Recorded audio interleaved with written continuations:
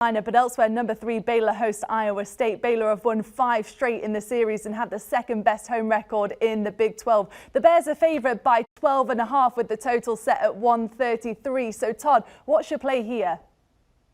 You know, Poppy, when I look at this number, I think it's a touch inflated given what we've seen from Baylor down the stretch. I know all the buzz has been about them going out there, doing everything they can to secure one of the top overall seeds in the tournament. But the reality of that is that beating Iowa State convincingly, not exactly going to bolster their resume. It's not a game where I think Baylor can lose even on their worst day. We know they went into Ames and they took care of business earlier this season in a 77-72 victory. But I think for Baylor, the one thing you have to be concerned about is that Iowa State was embarrassed the last time they were out there. They scored 36 points in a resounding loss against Oklahoma State, and they mustered a grand total of 6 points over the final 14 minutes of that game. I think early on, Baylor's going to have to weather the storm, especially if Iowa State comes out and plays with a sense of purpose, something that was lacking in the second half the last time we saw them. And for me, I want to attack the total at 132. I think this is the perfect opportunity to buy low, given some of the offensive struggles we've seen from the Cyclones, more regularly than their fan base would like. I really believe Baylor in their own building, you look, they're top 3 in the conference as far as adjusted pace and tempo.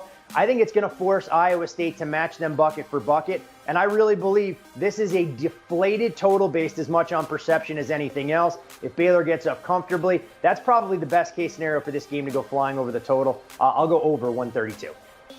I like everything Todd's saying because over the total probably means that Baylor ends up covering this spread. And I'm taking Baylor and I'm laying the points. And Iowa State is just not a trustworthy team from a wagering perspective. I mean, sure, they had a great start and TJ Otzelberger did a good job of building the Cyclones team around defense. But, man, they've got a lot in their fingerprint that is not good for this matchup. They turn the ball over a lot. And guess what? Baylor's been playing some of its best defense of the season in the last 4 games. And even though they have done all this with injuries upon injuries, they have found a way with a shortened rotation still to be able to maintain intensity on the defensive side.